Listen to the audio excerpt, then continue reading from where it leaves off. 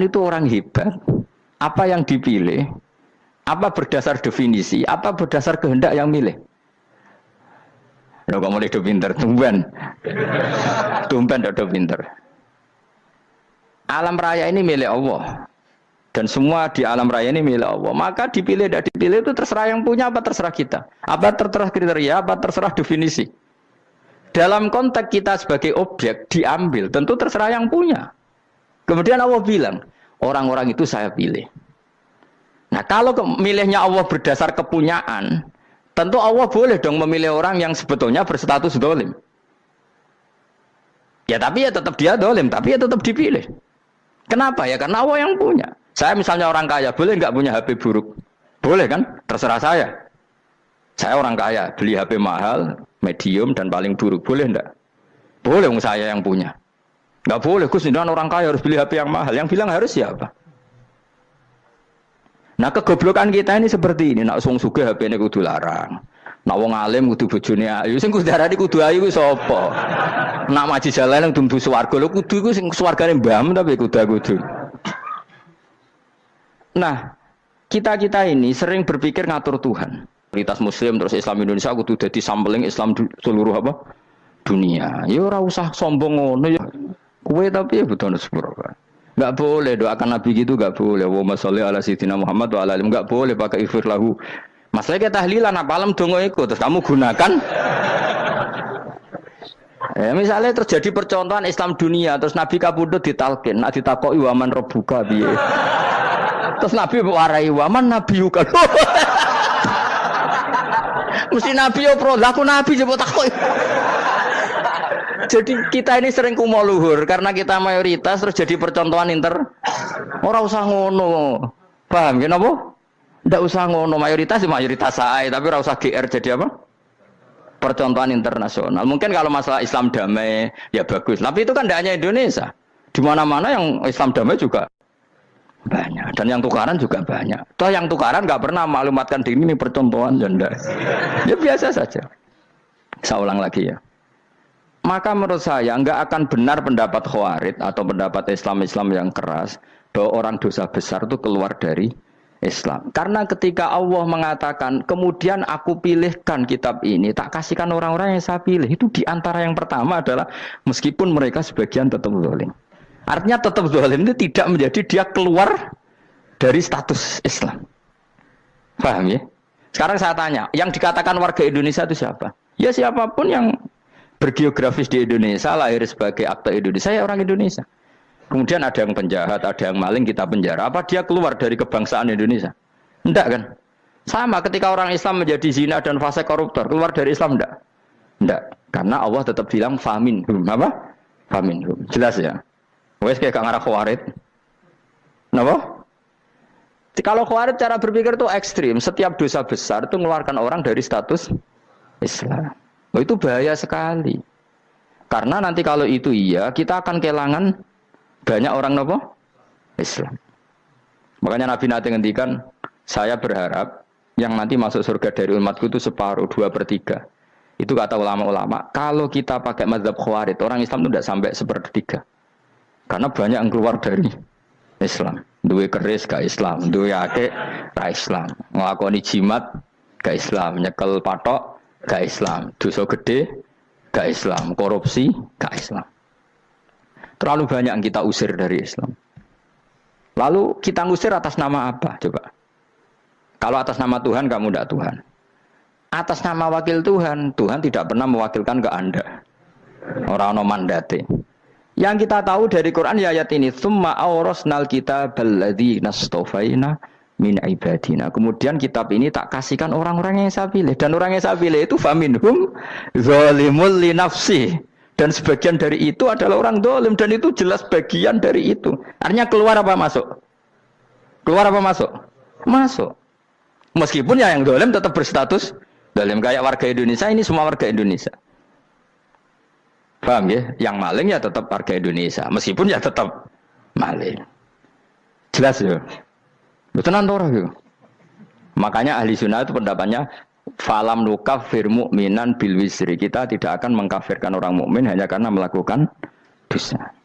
Kenapa ya? Karena Allah bilang faminhum setengah sangking itu masuk bagian. Dan itu luar biasanya Allah disebut istofaina. Tetap orang-orang apa? Pilihan. Maka ini penting saya utarakan supaya kita ini tidak sok-sokan ya. Terus yang zalimul nafsi pun potensi dimaafkan sama Allah. Asal dia tobat, dan tobat itu sama Allah nggak ada batasnya. Malam yuhur kiri sampai apa? Nafas apa? Terakhir. Dan kadang orang itu sebetulnya nggak niat tobat, cuma ada perilaku tertentu sehingga dan Allah itu simpati. Itu juga banyak yang diterima tobatnya Allah. Makanya kata ulama-ulama itu, istighfar itu tidak syarat diampuni. Yang menjadi orang terampuni itu kehendak Allah. Istighfar itu bagian kecil dari syarat-syarat itu. Bisa saja orang tanpa istighfar tapi diampuni Allah. Misalnya Allah dawuh, wa yaghfiru ma duna dzalika liman yasha. Itu bukan liman yastaghfir tapi liman yasha. Contoh masyhur kan, kamu pernah dengar kan ada orang nakal itu, mau misah itu ya kira-kira lonte atau apalah. Dia datang pulang ketika melihat anjing ngeleti pasir, dia berpikir ini kehausan kayak saya.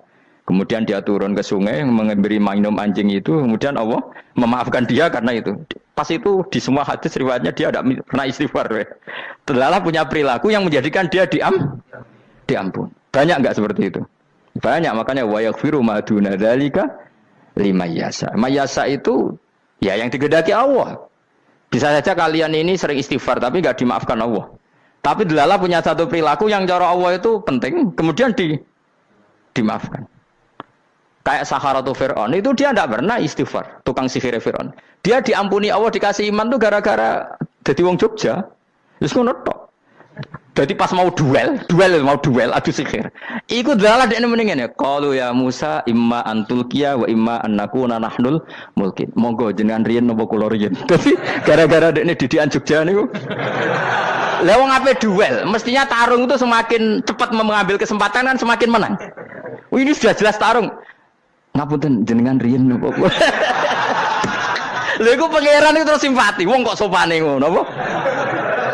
Akhirnya Allah memberi iman gara-gara apa? Imma antul kia wa imma annakuna nahnul mulkin. Monggo jenengan riyen.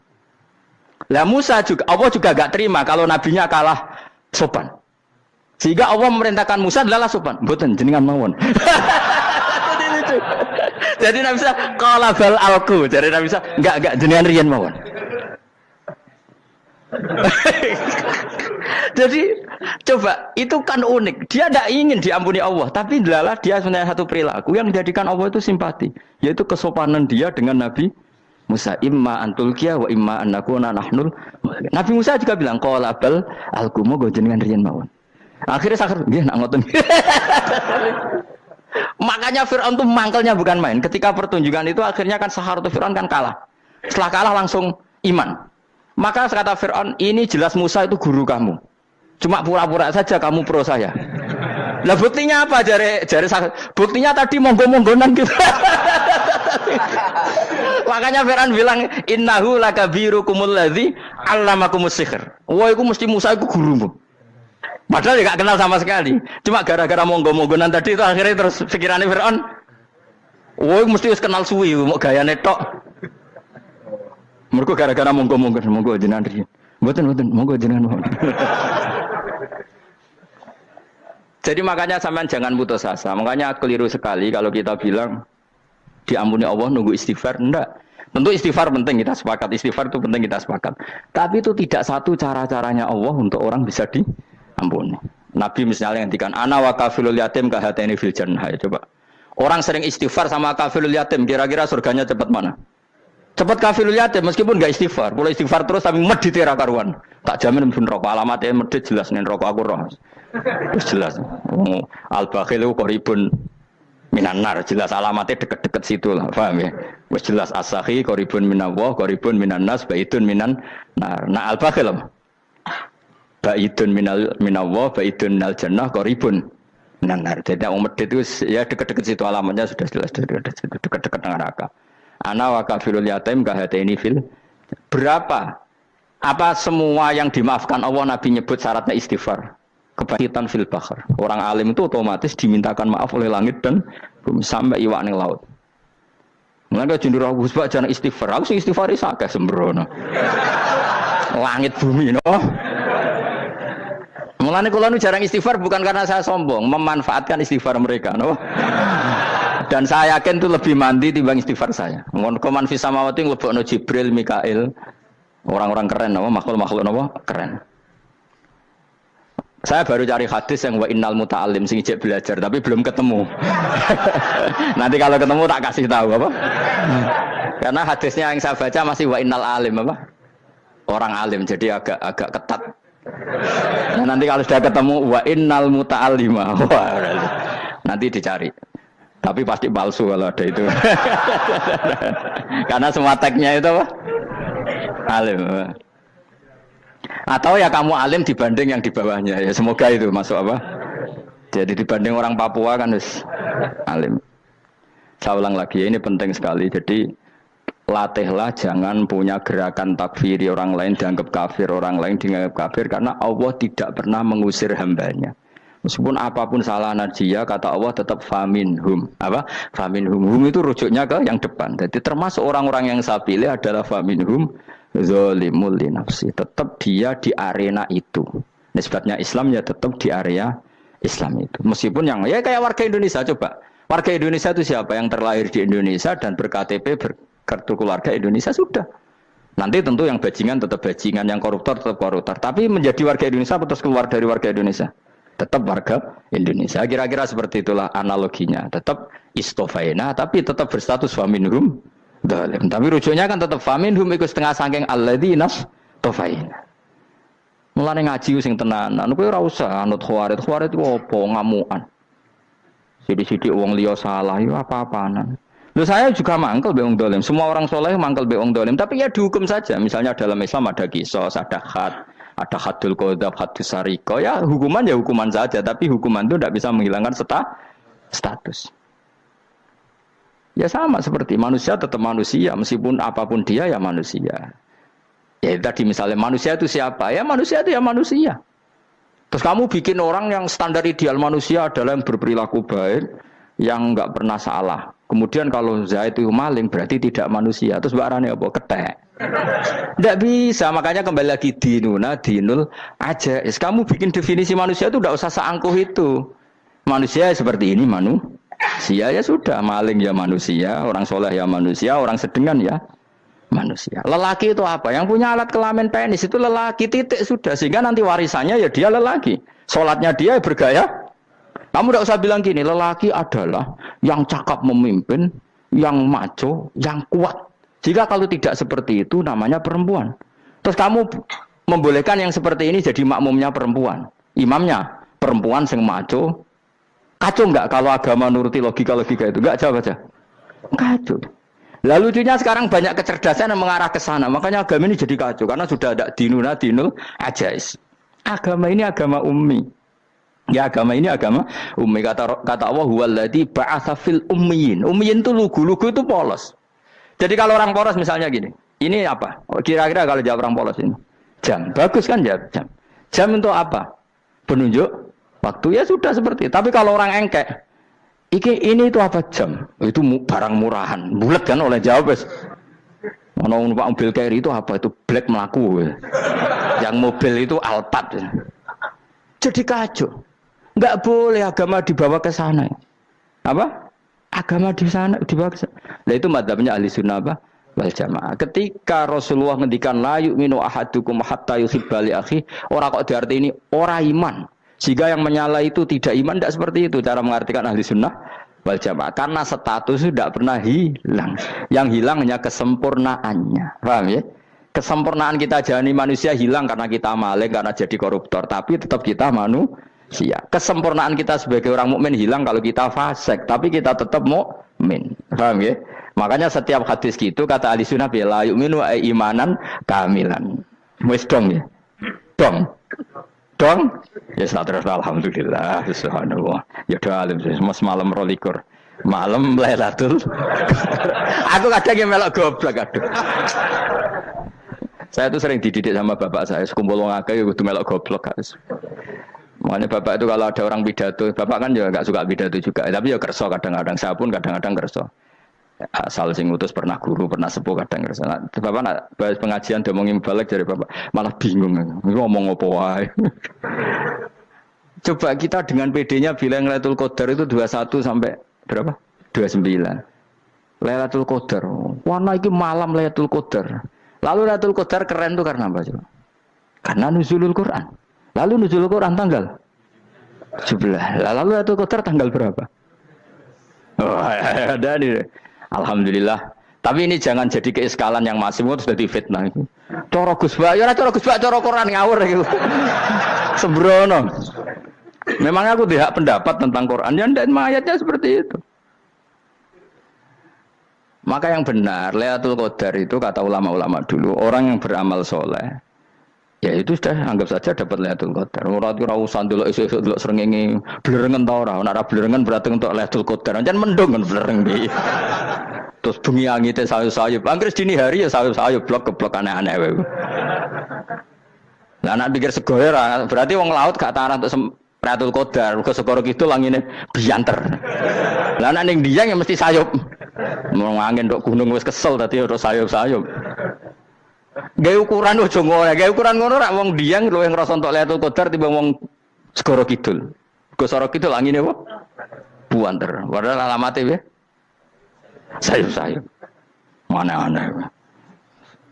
Maksudnya alamat ngono iku ora ngono, maksudnya ayat iku Kanjeng Nabi mbadhawuh ngono, maksudnya ora ngono. Wes dong ya. Ayo Lailatul Qadar tanggal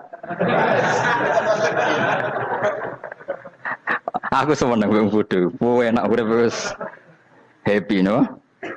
Happy. Ya saya ulang lagi ya. Jadi kejati dirian itu tidak bisa hilang dengan standar keidealan. Yang hilang itu standar apa? Keidealan. Misalnya kita maling, ya eman lah sebagai orang mukmin kok maling. Warga Indonesia kok kriminal tuh eman, tapi dia tetap orang Indonesia. Orang Islam tetap Islam meskipun dia fasik. Sebab itu Allah ngendikan faminhum zalimul linafsi. Sebagian dari orang yang saya pilih dia adalah orang dolim. Ya dolim saja. Kamu jangan kamu katakan kafir. Ya dolim saja. Dolim kira-kira maknanya kurang ajar, kacau, kriminal. Tapi kan tetap dia orang Indonesia. Paham ya? Ya tetap dia orang Islam. Tapi Islam yang dolim. Ya seperti saya sering cerita. Saya pernah ketemu orang alim melaku-melaku di Tuban. Iku pilih tanggamu. Wong Islam kok doku. Wong Islam kok doku umat Islam kok do mabuk. Ya tentu oknum ya. Tapi jadi orang alim tadi, itu orang umat Islam. Islam sing kumat. Jadi orang Islam itu hanya dua, umat Islam sama Islam yang kumat. Jadi kalau pas fase ya Islam kumat. Kalau pas waras umat Islam. Ya sudah itu bolak-balik. Ya, jadi umat Islam. Jadi kalau di Jogja atau di Jakarta ada orang mabuk, itu berarti Islam sang kumat. Kalau pas ngaji umat Islam. Tapi kadang orang yang sama ya kadang umat Islam, kadang Islam yang kuman. Ya sudah seperti itu. Dan nanti pas diambil Allah ya tetap statusnya dua tadi. Umat Islam dan Islam yang kuman. Jadi jelas ya. Jadi jelas sekali makanya orang Khawarij itu kata Rasulullah syarrul khalqi wal khaliqa. Ela-ela makhluk itu orang Khawarij. Karena dia menghilangkan status kejati dirian. Itu bahaya bagi kelangsungan negara maupun agama. Jadi misalnya kalau orang nyuwun sewu misalnya ada orang kriminal di Indonesia, terus dianggap gak warga Indonesia, terus mau dibuang kemana? Coba.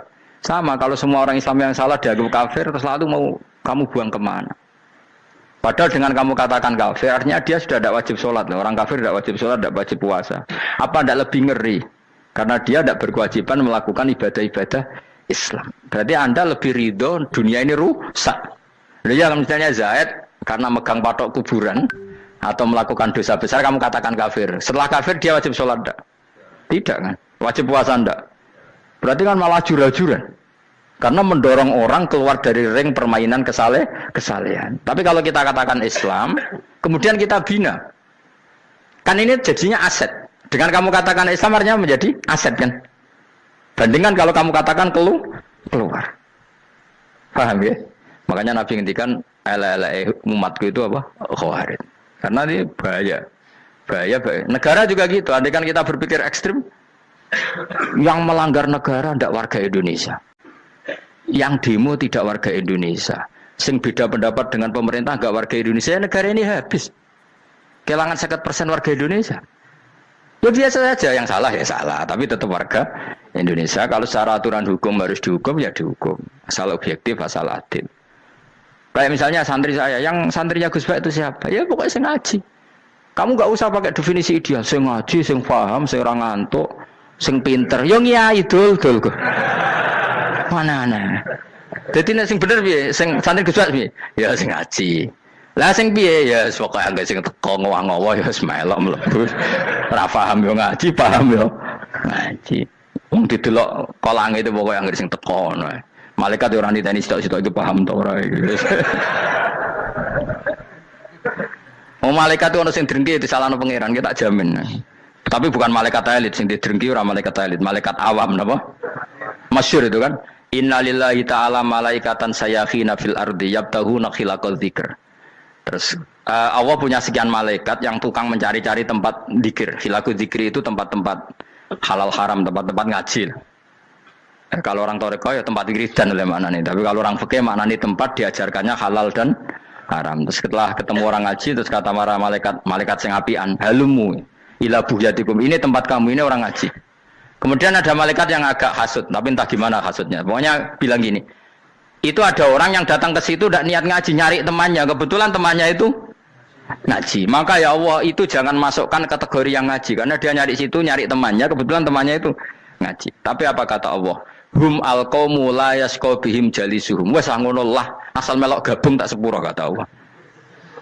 Hum alqaumu la yasqa bihim jalisuhum.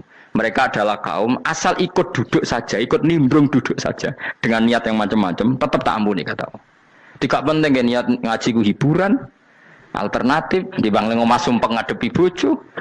Wes gak penting kabeh. Wong anggere melok nimbrung sah. Enak loh? Nah, ya alhamdulillah. Sauni-unimu. Jadi agama itu pokoknya jangan kulino merubah kesestatusan.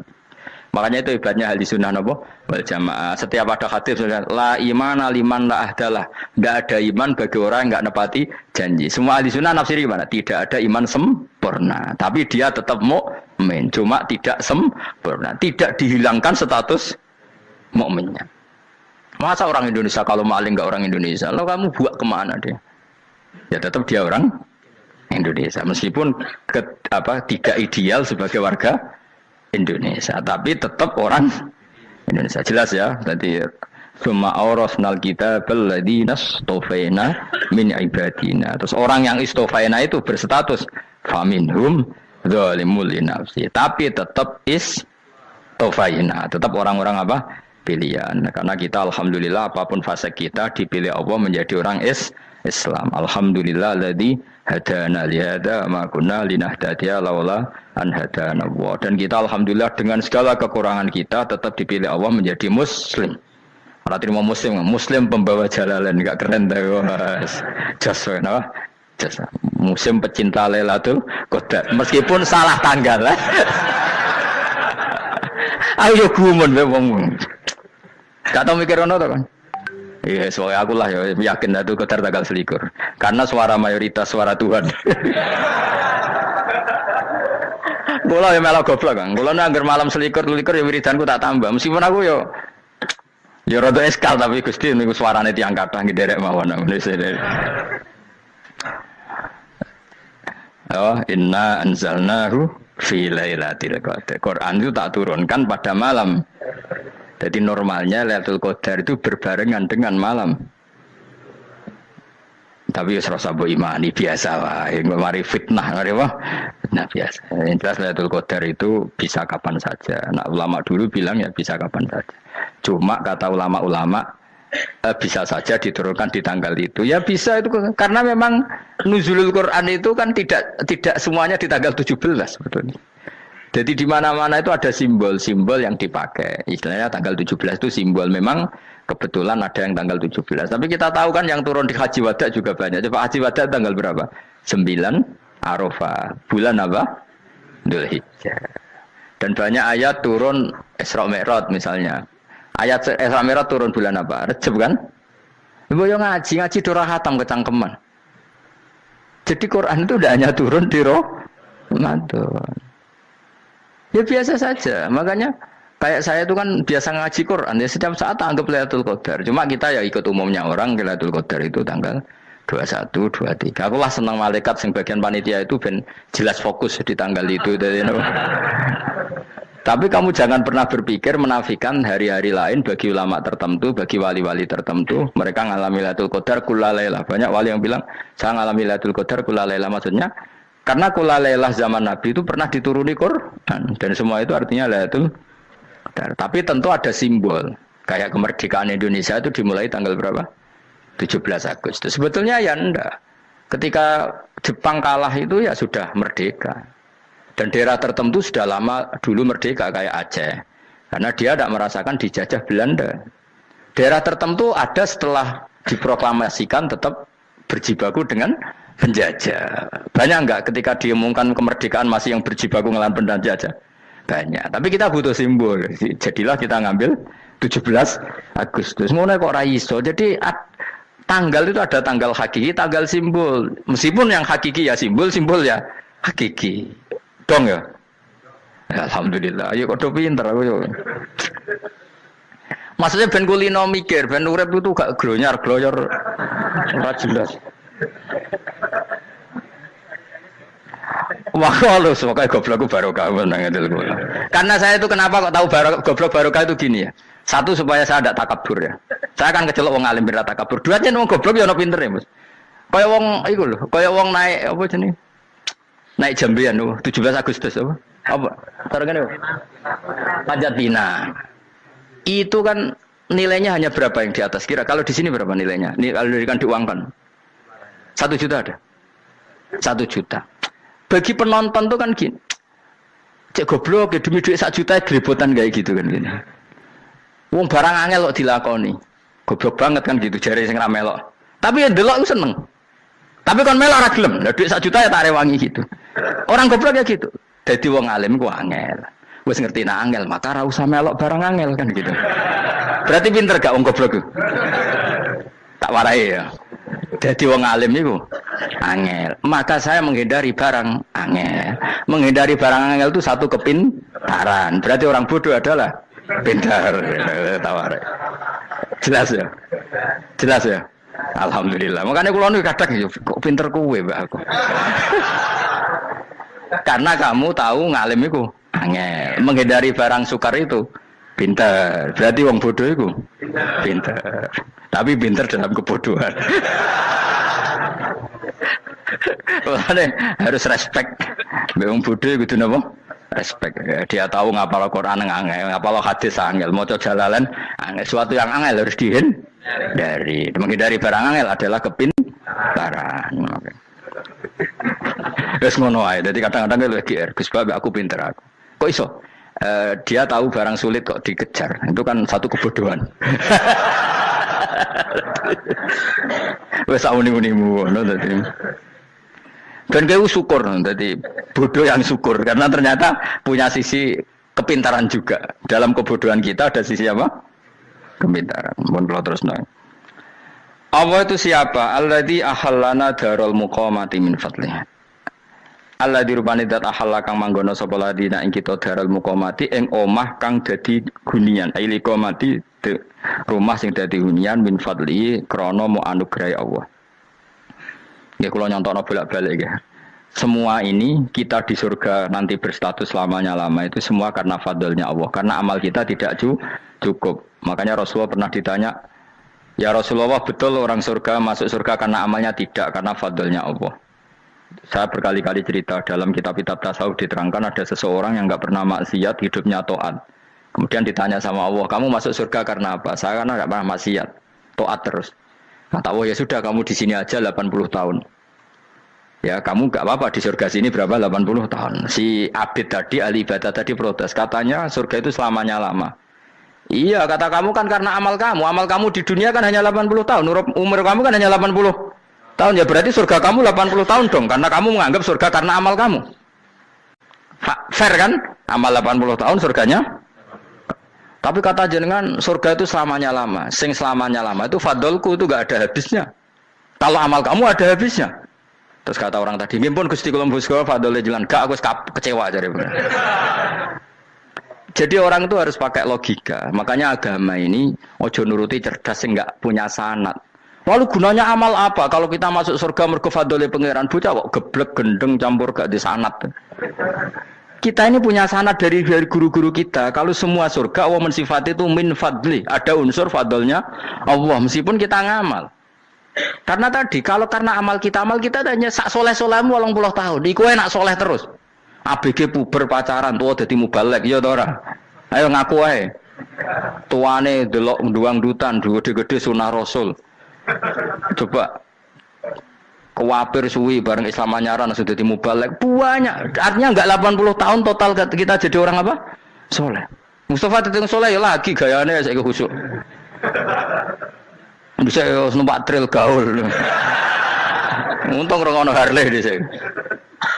Nah, kalau karena amal kita berarti kita di surga hanya 80 tahun. Terus kata Allah, tapi kata jenengan surga selamanya lama. Yang selamanya lama itu fadl saya. Anugerah saya itu tanpa batas. Makanya kita tetap yakin kita seperti ini nanti di surga itu kabeh fadlih Allah. Seperti nas di sini apa? Alladzi ahallana darul muqamati min fadli. Bukan karena amal tapi apa? Min fadli. Bahwa amal kita itu ikut dipertimbangkan iya, tapi ya termasuk yang dipertimbangkan, bukan segala-galanya. Yang paling menjadi abadi di surga adalah fadlih Allah, karena fadl dan rahmatnya Allah itu yang tidak terbatas. Jelas gini ayatnya apa? Alladzi ahallana darul muqamati min fadli. Laya masuna orang kepona ing kita via ing dalam jannah pon asobun apa kangelan eta abun desi kangelan walaya masuna lan orang menyentuh na ing kita via fil jannah apa luhu pun apa kerepotan. Iya untuk kesip kepayaan minata api saking repot. Li ada mitaklifi krana ora anane mukallaf via ing dalam jannah. Ning swarga supaya enak ora perlu traweh, ora perlu macam-macam. Semen kelon nabi dari sing nganggur-nganggur semen kelon. Nak sing soleh-soleh papan atas sesuai pangeran sesuai kelas masing-masing napa? Sesuai apa? Kelas masing-masing. Nah sing kuapok melarat menawa numpak ampat ngalor gitu tuwabrakno bariku njaluk meneh tuwabrakno meneh. Saking dendame ning donya ora alpat ra iso numpak. Dadi numpak kan ya temlono jurang wae ya. Bariku njaluk apa? Anyar meneh. Bojo ngono sing wayu bawa gentine, buak gentine. Saking dendame di bojo elek ning donya. Serapo bos gak masalah ini swarga aman apa? Wa dzikrusani uta nyebut sing kedua atabi'i kang anut lil awali maring sing awal itu tasri karon nyeplosno binafsi lan nafekno lugu. Maksudnya nasab manane repot, lugu yo manane repot kok diatafno berarti bener-bener ning akhirat itu ya ora ono repot, ora ono kangelan. Waladina uta wong akeh kafaru kang kafir sapa ladina iku lagum tetep kedhe ladina naru jahannam mauten neraka jahannam. Orang-orang kafir itu pasti masuk neraka. La yuktu. Maksudnya kafir dengan definisi yang mati alal kufri. Kalau masih di dunia kamu tidak bisa menvonis si A si B pasti kafir karena finalnya adalah di husnul khotimah atau su'ul khotimah. Maka status sekarang. Kita dikatakan mukmin ya sekarang, yang sedang kafir ya sedang kafir. Bisa saja yang sedang fasik nanti mati soleh, yang sedang soleh nanti mati fasik. Makanya kita enggak berhenti doa apa ya muqallibal qulub tsabbit qalbi ala dinik, karena kita tidak pernah tahu. Makanya status kafir ya wa matu wa hum kuffar. Sebagian ayat apa wa matu wa hum kuffar, status yang permanen adalah dalam keadaan mati, dia dalam keadaan kafir. Tapi kalau masih di dunia gini enggak jelas. Makanya saya suwun ya, kalau kita harus toleransi sebagai warga Indonesia, kalau kamu orang alim, toleransi atas nama agama, karena yang sedang kafir pun tidak jaminan selalu kafir. Jadi kita tidak perlu musuhan, karena memang semuanya tidak mesti. Ya itu kalau atas nama nopo agama. Kalau atas nama negara, ya memang kita berkawan atas nama sama-sama bangsa nopo Indonesia. Kalau atas nama agama, ya memang nggak mesti juga. Bisa saja mereka husnul khotimah, kita tidak pernah tahu. Makanya Allah terbilang wa qulu linnasi apa husna, dengan siapapun yang baik. Lah soal nak diperangi kita perang ra kudu wong kafir. Lah pelah dibaca wong Islam ya males. Lah ke meneng ae disembelih. Wah. Ya soal itu kan bab sial, bab mempertahankan apa diri. Itu udah harus dengan orang apa? Kafir. Misalnya ada penjahat mau membunuh istri kamu tentu dibolehkan Islam melawan. Paham ya? Makanya di kitab-kitab fikih diterangkan ada bab di mana harbi itu kafir yang melawan kita itu boleh kita lawan. Tapi kata sarah itu udah harus kafir. Dalam konteks apa? Kita mau digarong orang atau istri kamu mau diperkosa orang, ya kamu wajib melakukan perlawanan. Itu tidak adifa anil dzali apa adifa anin nafsi. Makanya Nabi mengatakan mangkutila duna mali bahwa syahid. Jadi itu kan disiplin fikih. Makanya ngaji ya. Makanya tatus soleh juga gitu. Orang soleh yang sedang soleh nggak boleh kumal luhur, bisa saja suul khotimah. Kita punya cerita banyak. Misalnya Khalid bin Walid, Wahsy itu kayak apa Nabi bencinya sama Wahsy karena pembunuh Sayyid Hamzah. Tapi dia mati husnul khotimah. Sa'labah yang punya gelar merpatinya masjid karena selalu itikaf malah suul khotimah. Kita tidak pernah tahu. Dan tidak pernah tahu itu bagus. Karena menjadi mawas diri, menjadi tawadhu. Tawadhu itu ekspresinya macam-macam. Boleh ada ya ulama yang ini cerita aja ya. Ada ulama yang mau dicucuk. Alasannya didik santri atau masyarakat biar hormat sama orang alim. Itu ya benar. Ada ulama yang nggak kerso dicucuk. Alasannya saya sendiri untuk melawan ujub saya, keangkuhan saya, kesombongan saya. Ini namanya istihad. Boleh, bebas. Orang boleh. Kenapa? Istihad. Abdullah bin Mas'ud itu nggak senang punya santri nderekno dia. Karena kata beliau, dillatan ditabe wa fitnatan lil mabuk. Yang nderekno itu hina, dia khawatir kumo luhur. Apa? Kiai kalau kelamaan di nderekno itu kan kumo luhur. Kadang gawa rokok era gelem, ono sing gawakno. Bahkan nyumet era gelem ono nyumet. Padahal kok film geng Cina wae ngono. Geng Cina kan bodoh kan. Kadang kene bangga wong kok geng Cina kok apa. Tapi banyak juga ulama yang mau biar gue iling-ilingan di enggak apa-apa, semua itu istihad. Napa semua itu enggak apa-apa kita. Makanya saya itu ya kadang salaman, kadang enggak. Karena istihad kita banyak. Uwais Al-Qarni itu nggak mau salaman, bukan karena dia menolak salaman, dia takut kalau ada tradisi begitu orang dicucuk-cucuk terus sombong, itu juga bahaya bagi yang dicucuk. Tapi ya salaman tetap sunat, kita tetap yakin salaman itu sunat karena mendidik anak atau masyarakat hormat sama orang alim. Tapi kalau itu terlalu masif, nanti orang yang abal-abal menjadi keangkuhan. Delok wong sakmenake nyucup aku kabeh, keren gak? Keren apa nih? Soalnya jangan ditakdir pun rokok aneh-aneh. Enggak ada yang keren di dunia. Yang keren adalah makanya Salman Al Farisi ketika dia sukses menaklukkan Persia itu mau syukuran. Kata Salman Al Farisi, enggak Jong. Kalau saya nanti masuk surga, saya mau syukuran. Tak undang namanya. Kau juga punya rencana syukuran di surga. Nanti tak undang sama. Dan enak kan enggak usah biaya undang. Pesta besar-besaran.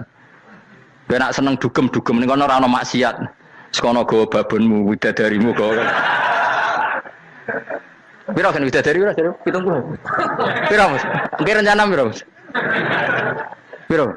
Rukun 70 Mas. Nanti tak undang.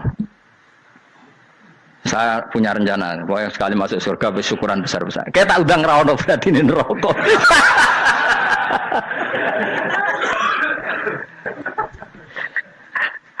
Tapi nak ngundang aku ora ono beda kelas sembrono gitu. Dataku ora ono ning kelas wargamu ora ono. Kata Salman Al Farisi gini, kamu ndak usah muji saya kan dia dipanggil ya Karim, kamu orang terhormat kan. Kata Salman Al Farisi, in dakhaltul jannah fa ana karim wa in dakhaltun nar fa ana laim.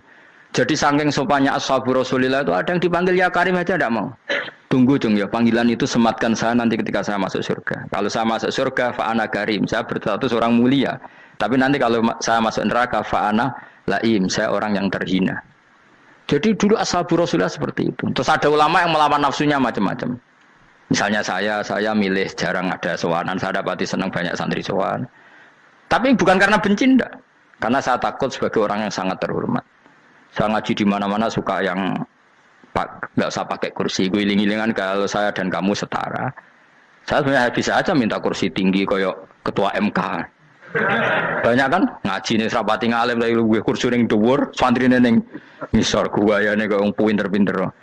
Jebule kitabe maknanan ben ra konangan. Sing rasa apa modus. Ya tapi tidak suudzon ya, tapi ya ono tenan paham. Tapi kalau saya cara berpikir sederhana, kita kan sama-sama umatur Rasulullah, ya sudahlah hadin sawa. Loh, andai kan kamu sanggup maca kitab ya gentenan ra masalah. Kadang ge maca aku ngrungokno, kadang aku maca enggak apa-apa. Nah ono sing wani. Tapi sekali salah tak lorot nah. Jadi dulu sahabat itu biasa. Ada yang cara ekspresi tawadhu kayak Uwais Al-Qarni enggak mau salaman karena takut dicucuk. Ada yang suka salaman karena mendidik. Banyak cara mereka melawan nafsunya sendiri apa? Melawan apa? nafsunya. Istri saya itu dari keluarga pondok Jawa Timur. Itu dulu eskal sama saya, janggal. Karena anak saya kalau mau jajan itu saat tidur pun dibangunkan. Pak bangun, saya minta uang. Itu ya sampai sekarang begitu. Istri saya itu eskal, janggal. Karena janggal kan ada Jawa Timur sopan sekali sama orang tua. Tanya saya. Karena dia keluarga orang terpelajar, tanya, kenapa itu dibiarkan? Saya jawab saya. Ya kalau tidak minta saya, nanti minta mbak-mbak atau kangkang. Orang yang paling harus dingel-ngelo anak itu orang tuanya. Sehingga yang paling harus diganggu anaknya ya orang tuanya. Sampai sekarang anak saya berani minta mandi saya, gendong saya. Kalau orang tuanya aja gak siap dingel-ngel, lalu apa kata dunia? Kan aneh. Nah, itu ajarannya bapak. Saya dulu bapak Sugeng itu biasa jagoan sama bapak. Ya biasa misalnya saya lesu pak kalau pengen mangan ya, cung tuku. Zaman itu pakai motor, pakai sepeda motor, biasa sama bapak ke pandangan. Saya sampai sekarang sama anak-anak saya akrab. Karena pikirannya orang tua saya dulu ajarannya yang paling berat dingel-ngelo anak ya orang tua.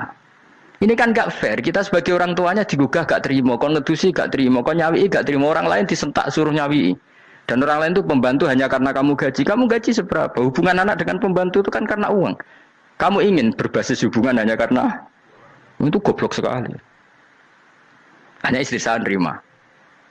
Jadi ini bukan berarti saya bikin konsep begitu ya. Ini cerita saja. Banyak guru-guru kita termasuk orang tua saya kalau ngajarkan gitu.